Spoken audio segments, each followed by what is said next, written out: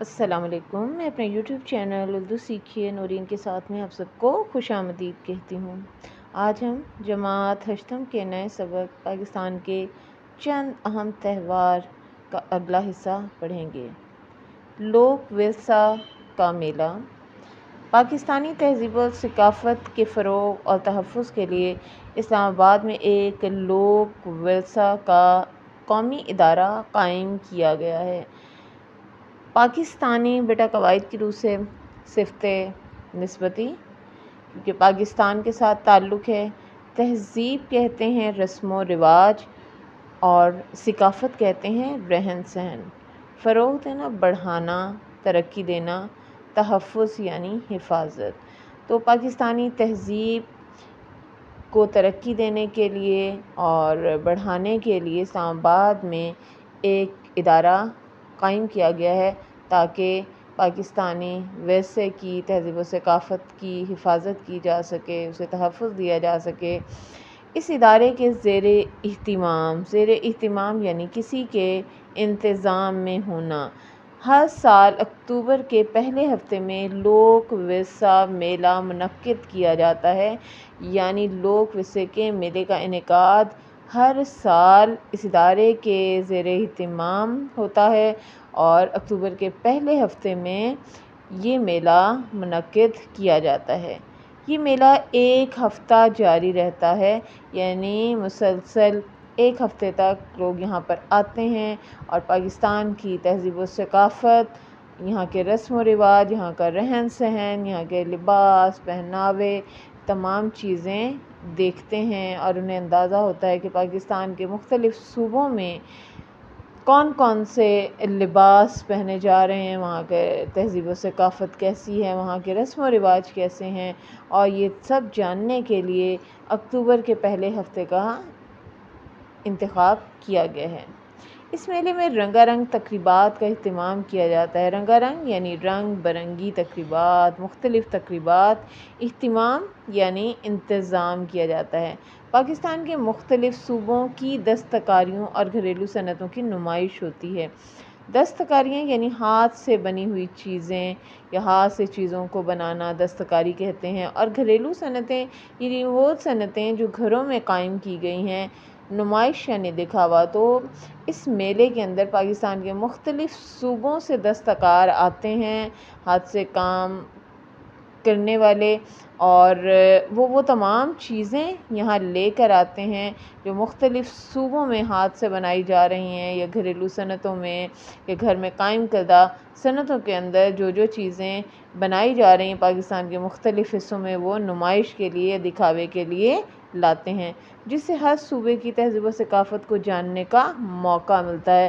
یعنی ہمیں ہر صوبے کے رہن سہن کا اور ان کے اصولوں کا اور رسم و رواج کو جاننے کا موقع ملتا ہے۔ مختلف سٹال لگتے ہیں۔ سٹال میں بیٹا مختلف سٹالز ہوتے ہیں، جیسے کپڑوں کے، کھانے پینے کے، اور مختلف جو مصور ہوتے ہیں وہ اپنی مصوری کے نمونے لا رہے ہوتے ہیں۔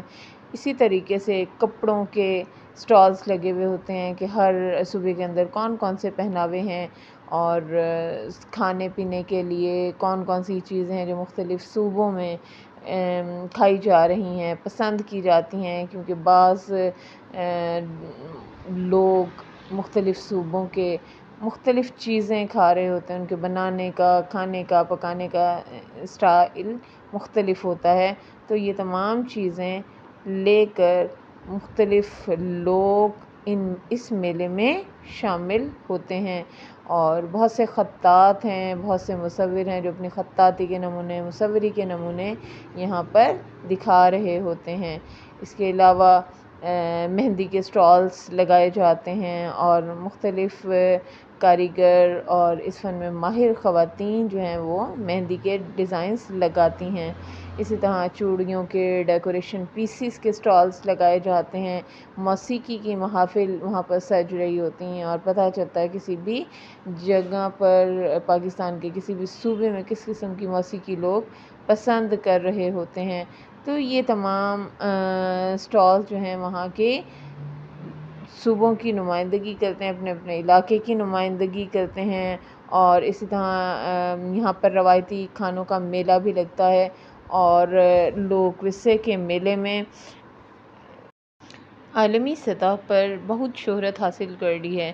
عالمی سطح پر یعنی پوری دنیا میں کافی مشہور ہے، اور لوگوں میں اس کی کافی شہرت ہے، اور اب تو 20 سے زیادہ ممالک کے دستکار یعنی ہاتھ سے کام کرنے والے اس میں شرکت کرتے ہیں۔ بلا شبہ یعنی بغیر کسی شک و شبے کے اس میلے کی وجہ سے پاکستانی ثقافت اور تہذیب کو عالمی سطح پر مقبولیت حاصل ہو رہی ہے، یعنی پاکستانی تہذیب و ثقافت اب پوری دنیا میں مشہور ہو رہی ہے، مقبول ہو رہی ہے، اور پاکستان کے مختلف صوبوں کے افراد کے درمیان میں اشتراک عمل یعنی کام کرنے کی وجہ سے میل جول بڑھنا، عمل کرنے کا اشتراک بڑھنا اور اتحاد ہو جانا۔ تو اشتراک شراکت سے بھی کہہ سکتے ہیں کہ ان میں شراکت بڑھ رہی ہے اور وہ مل کر کام کرتے ہیں، اور در حقیقت یہ میلہ پاکستانی ثقافت کے مختلف رنگوں کو اجاگر کرنے میں اہم کردار ادا کر رہا ہے۔ در حقیقت یعنی اصل میں یہ میلہ یعنی لوک ورثہ میلہ پاکستانی تہذیب و ثقافت کے مختلف رنگوں کو نمایاں کرنے میں اپنا بھرپور کردار ادا کر رہا ہے، اور اسی وجہ سے لوک ورثہ کا قومی ادارہ قائم کیا گیا، اور اس کے زیر اہتمام جو کام ہو رہا ہے وہ پوری دنیا میں جانا پہچانا جاتا ہے۔ شکریہ، امید کرتی ہوں میری چھوٹی سی کاوش آپ سب کو پسند آئی ہوگی، اور اس طرح پڑھا کر ہم اپنے بچوں کے لیے آسانیاں فراہم کر سکتے ہیں اور سبق کے اہم نکات انہیں یاد کروا سکتے ہیں۔ شکریہ۔